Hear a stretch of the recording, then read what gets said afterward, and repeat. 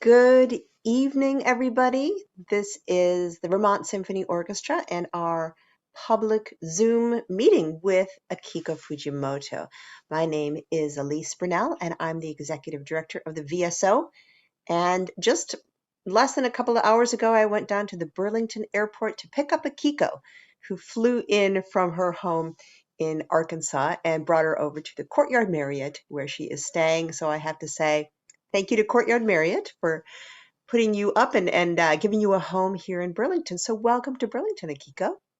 Thank you, Elise. Glad to be here. Great.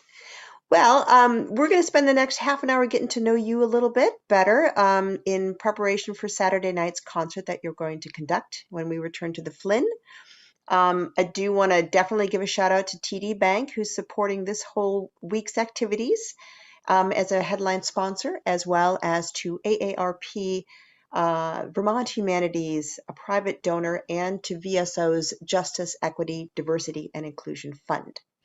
So without further ado, Akiko, I know that everyone would like to know, where are you from? Where did you grow up? And how did you end up getting from there to running the Mid-Texas Symphony, which you're doing now, and living in Arkansas? Well, I'm originally from Japan, and I grew up there until I was 14 when I moved to California with my family for my father's job transfer. And so I started, living in California from the end of 8th grade through college. And then I went to the East Coast for graduate schools, and I had various positions, conducting positions in Boston, Virginia, Texas, where I was the associate conductor of the San Antonio Symphony, and in the Minnesota Orchestra, I was also the associate conductor after that. And in 2019, I started to be the music director of the Mid-Texas Symphony. And how did I get there? Well, I went through a very similar process as I'm about to start with the VSO. I applied. They called me for audition concert. I was one of the 4 finalists. And at the end of that audition season, they called me and offered me the job. So I visit Texas about 6 weeks a year. And I live in Arkansas because my husband lives there, and he is also a conductor. He's the music director of the Conway Symphony in Conway, Arkansas, and also a professor at the University of Central Arkansas. So I live there when I'm not conducting, and I just travel wherever orchestras are that I'm conducting. So yes, so that's my story. That's how you get from A to B, and we'll see if it gets to C in Burlington as well. So we're really excited about having you conduct on Saturday night. I wanted to mention that not only are we having this concert live at the Flynn, but it will be recorded and streamed, available to watch 2 weeks after the concert on Our Concerts Live. So I'm really excited that this year we're able to take our main classical series symphonic concerts and provide them both live, but also for people who prefer to watch from home. So I think something that, maybe it's clear to those in the business, but maybe not to everybody. Talk to us about the difference between a music director's job and the job of a guest conductor. What is that relationship like with the musicians? How is it different? How are those jobs different? Sure. So it's not just with the musicians, it's with all the constituencies, I think, of any orchestra when you're guest conductor or music director. So if you're a guest conductor, it's like you're going on a date. It lasts a week with any given orchestra. You rehearse, nice to meet you. If you have a prior relationship with the orchestra, it's great to see you again. And you're there for that program alone. You're visiting, and you do a concert and you say goodbye at the end of the concert and say, see you next time, if there is a next time. So it's a really focused time together just on that program. As a music director, it's like you're in a marriage as opposed to dating. And you're with each other a lot of the season, a big portion of the season, if not the entire season.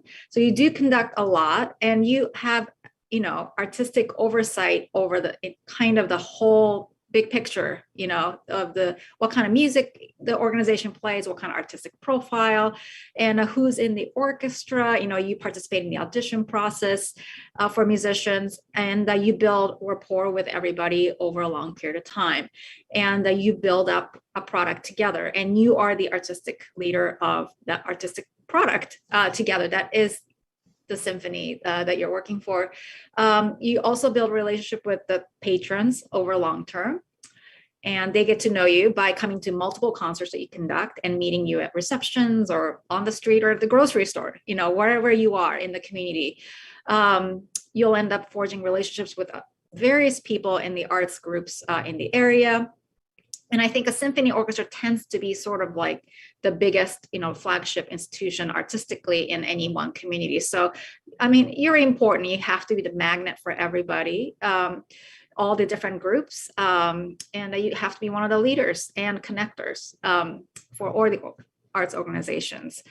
Your job is also to bring honor and respect to the organization from the outside world, from the industry in general, and from the region that your orchestra serves. So I think you have an ambassadorial role, which as a guest conductor, you don't have to worry about that. You just make magic for that week.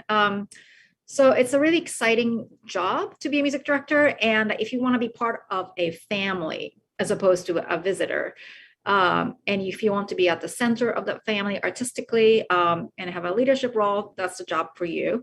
And, as you know, and as people who are tuning in might know, by looking at my bio, I have held quite a few staff conductor positions. As a staff conductor, you are also part of the family, but you're sort of the junior conductor, and you do all the concerts that the music director or the guest conductors would not do. And it's a great learning experience for any young conductor. I have done several of those at great orchestras that I mentioned when I was going through my bio. And by the time I took over Mid-Texas Symphony, I felt really ready to be the artistic leader and kind of oversee and cultivate something, so that's been really exciting. And so I would say it is definitely a marriage. And the music director search is like looking for a spouse, and it is the same for me. I'm looking for a spouse, musical spouse too, an orchestra that I can create something with, So it's a very exciting process, although I love guest conducting too. And this week I have a dual role. I mean, I'm a candidate for the music director job, but I'm also a guest conductor, which I'm going to enjoy the heck out of. I'm going to enjoy dating the, orchestra and just enjoying this particular program and this moment in time together, whatever happens in the future. Oh, that's great. I hadn't thought about an orchestra as a musical spouse, but it does make a lot of sense. Yes. It does. We are going to get into music, and for anyone who's watching this, we're happy to have you send in some questions on the chat box at the bottom that we'll get to at the end. There's something, if you look at your website, you've got a blog where you've written a few really great articles, and there was one that I really wanted to grab a piece from it and talk to you about. It was a story about Becky Hammon, who served as the first female coach of an NBA game, and that was in 2020. And in what you wrote, you talked about her focus and how she had to focus to succeed, and how that's very similar to the focus that's required of a conductor with an orchestra. I'm going to quote from your blog, just because I think this is so well written. You said, "When we step onto that podium, our heads are filled with the music we're about to make with the orchestra.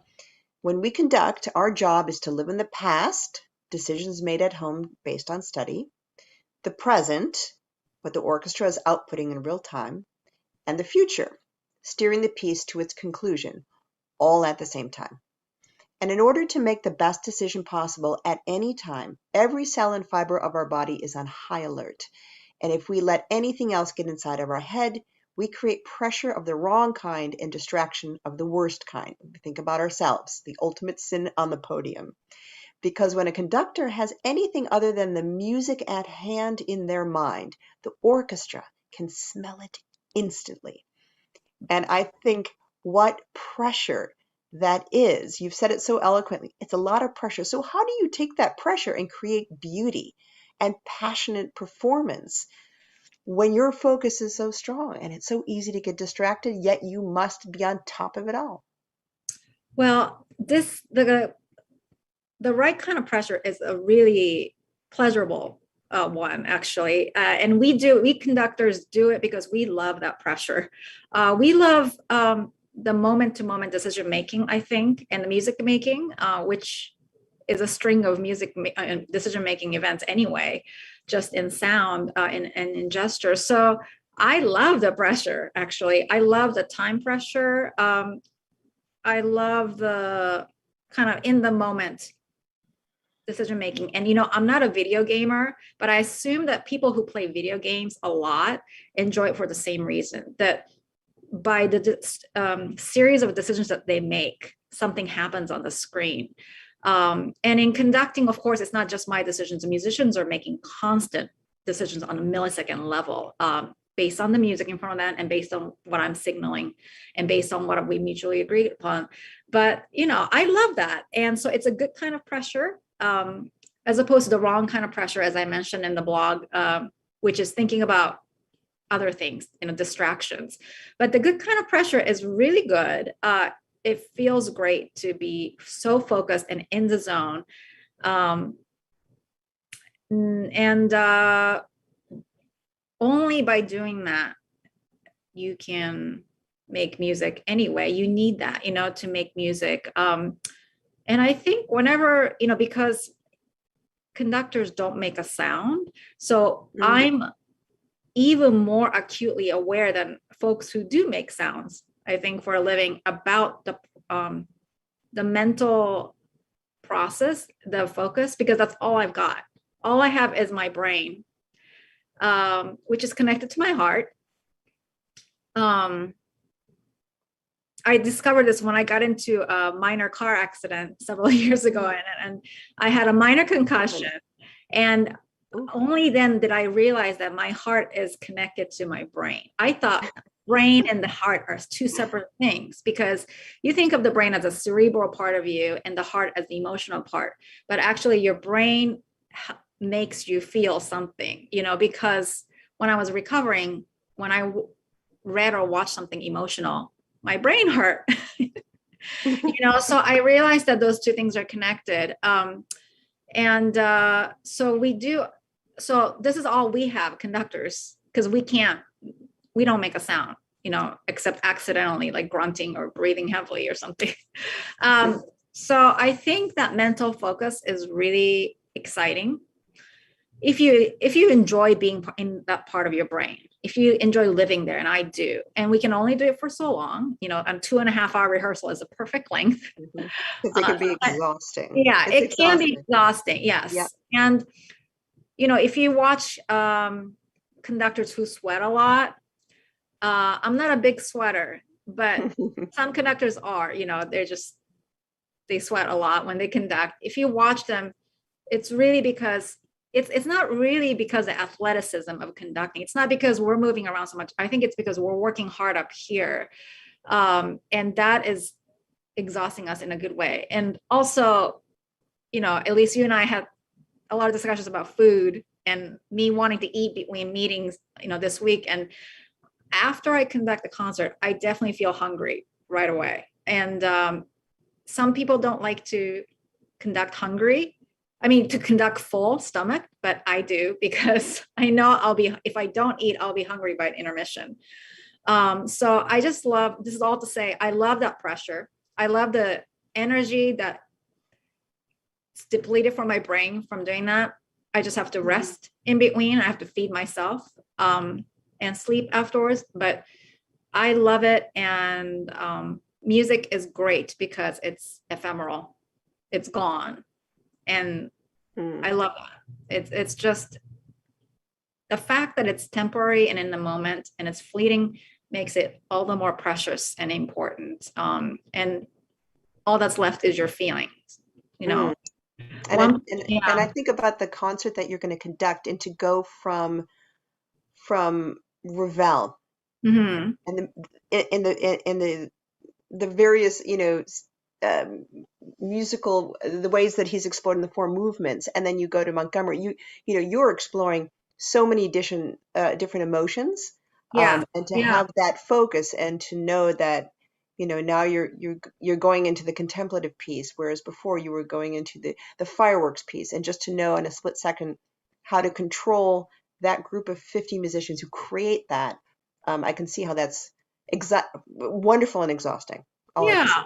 And And I it's mean, all about focus. yeah, speaking of emotions, it's interesting that all four pieces on this program have completely different emotional Yeah. profiles. And Yeah. I noticed that. Yeah. yeah, and the Ravel is more controlled, but there's a lot of emotion underneath the surface. And Suad's piece, the world premiere, cello concerto, she is all heart. I mean, Mhm. the subject matter of the cello concerto is very moving on its own, but her music is very expressive, emotional, and open-hearted. So I think the Ravel, we didn't plan it this way, but I just said to her the other day when we had a Zoom meeting about her piece, I said, the Ravel and your piece are both about uh, celebrating people who are deceased, Y- which You're not right. that which we didn't plan it that way. It just kind of worked out that way. But There's celebrations and elegies, yeah, but you're right. It worked out that way. yeah. But the two pieces are very Yeah. different in emotional content, and the strum. Um, it starts. I think in Jessie Montgomery's own description, she says it starts in nostalgia and then it ends. It transforms into celebration. And it's true. And the Beethoven is completely different. It's audacious, aspirational, even though the language is from kind of the olden days, like Haydn, Mozart, Mhm.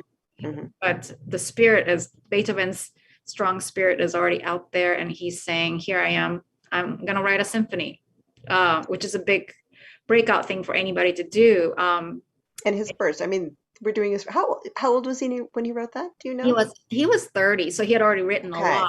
of like piano sonatas and other things, but he just hadn't written a symphony yet. Okay.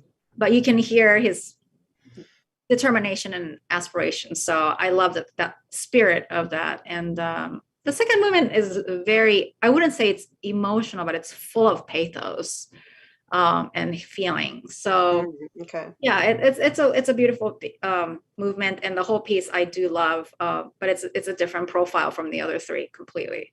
So Speaking of music, there is a question that we got for you, and somebody wanted to know, what are some of your favorite pieces for chorus and orchestra? Because as you know, we've got a wonderful chorus that was established, I think, about 26 years ago, under the direction of Bob de Cormier at the time. Great volunteer chorus that they live all over the state and are always excited to know what's next for them. When can they sing with the orchestra? So what do you love that's chorus and orchestra? well, if I got the job, I don't know if I'll do these pieces first thing. Probably won't, not right away. But and whenever I'm asked what's on your bucket list, there are two pieces, and they're both choral orchestral. So one is Saint Matthew Passion by Bach, and the other is Missa Solemnis by Beethoven. To me, they are the Mount Everest and the highest of the highest forms of music, and two Mhm. of the seven wonders of the world and of humankind. And um, yeah, they're the proof that if somebody is not religious, they're the proof that God exists. And I grew up in a very secular country, Japan. I grew up in a very secular household.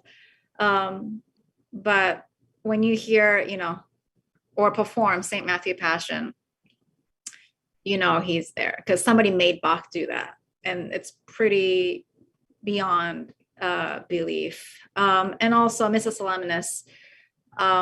I mean, I had the pleasure of singing in a chorus for both pieces. Oh, This one fantastic. several times. Yes, I'm a lifelong, in case Uh, anybody doesn't know, I'm a lifelong choral singer until about 10, 15 years ago, I was always singing in some chorus since I was little.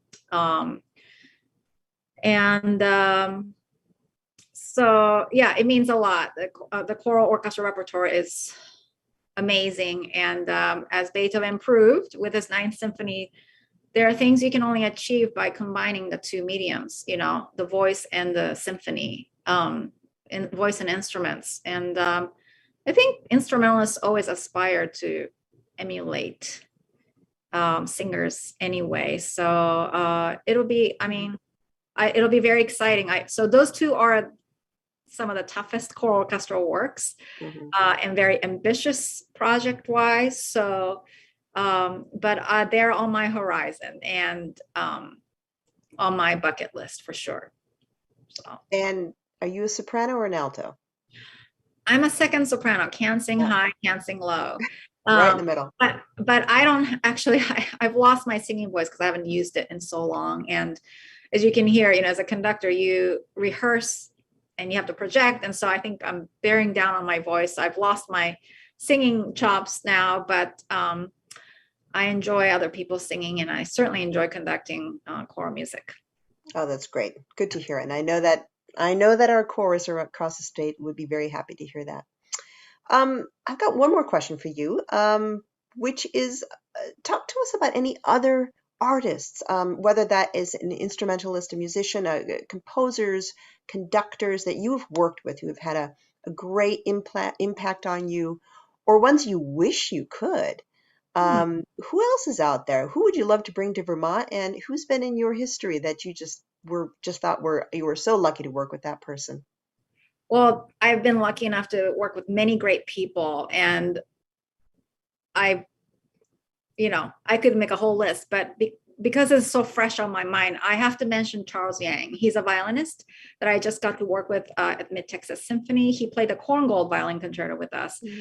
Some of you might know him as a member of Time for Three, which is a crossover string trio. They're classically trained Curtis and Juilliard grads who are amazing string players that happen to also be able to play jazz, rock, pop, write their own arrangements, sing. And they improvise. So they perform all over the United States and the world. They perform on some of the greatest stages in the world and in the United States. But I happen to have the pleasure of working with Charles as a soloist because my orchestra in Texas has a relationship with him. He's from Austin, Texas.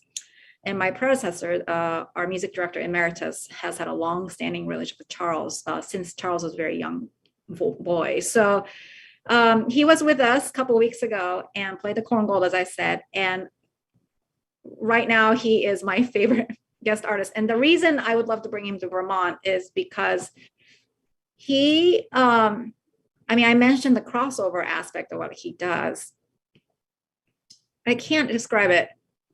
I don't know if I can articulate his gifts and do it justice, but he can play anything, and he can play the violin. My gosh, he's an amazing violinist.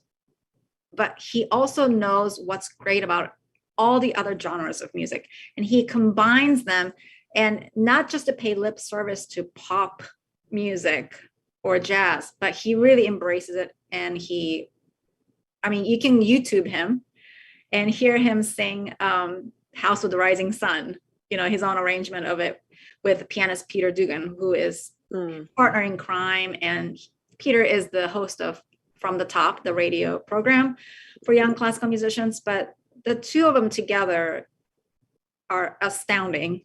And of course, Time for Three needs no introduction. If you go online, look for their YouTubes or social media, you will be obsessed with them. Their ability to communicate on stage and combine different genres of music, and they're basically rock stars of the classical music world. You will just be amazed. And Charles, I haven't met the other two members or Peter Dugan, but at least for Charles, I can say he is extremely gracious of a person. He is a great guest in any situation. And if I came here, he'll be one of my first guest artists to bring, not just to play with the orchestra, but I think you guys should have him as an artist in residence. Even if it's not the orchestra, like chamber music, jam session. And the Yep. reason I think of him for you is, I haven't met your principal cellist, John Dunlop, yet, but he You're will gonna be meet him tomorrow morning. Yep. exactly. He will be my soloist for Suad's concerto. Yep. So I just wanted to know a little bit about him. So I Googled him and I found an article by one of Vermont publications just profiling him. And it said that he kind of like Charles, he can play, he's a great classical cellist, but he can play all kinds of different genres and cross borders, between different genres. And I thought, well, wouldn't it be fun if Charles came and did a jam session with John and other musicians in the VSO? He would do a great masterclass for the youth orchestra or anybody at UVM. I'm volunteering him now, but I haven't talked to him about this, but he just fresh on my mind because it was just a couple of weeks ago that I got to work with him, and I was just so impressed by him. So somebody like that who can cross borders of different genres of music, who is an excellent musician on his own, but with other people, and who's an excellent communicator, somebody who brings so much joy to everybody that he's around. That's the kind of person we need. That's the person you need, and once you meet him, you'll realize you need him too. Well, I have to say you're quite you're the cheerleader. If you're excited about him, then well, that's great. and you're welcome to bring him in without me. I mean, I'm sold. I think the world needs more Charles Yangs because he'll bring people together musically and otherwise. And my gosh, he is a great performer. So I'm looking at the time, and we just got a minute or two left. Is there anything else that you would like to share about yourself, Akiko? No, I mean, I'm just really excited about this weekend's concert. I hope to see everybody there on Saturday at the Flynn. And I'm excited to meet different people in the arts community in Burlington and beyond during my visit. And I think we'll have a great time. So I'm excited. I'm excited to meet the orchestra tomorrow night. Of course, that's what I'm looking forward to the most. And see what comes of our meeting. So I'm just excited to be here. Fantastic. Wonderful. Well, thank you so much for your time. Welcome to Burlington, and we'll see you this week. Sounds great. Okay. Bye. Bye-bye.